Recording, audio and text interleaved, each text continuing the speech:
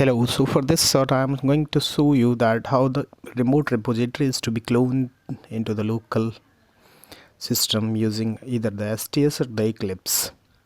So there are GUIs. By using that we can clone the remote repository into our local system, then we can work on it in the same way. In the further videos I'll show you that how using Eclipse GUI we can push the code to the remote repository. We can commit the code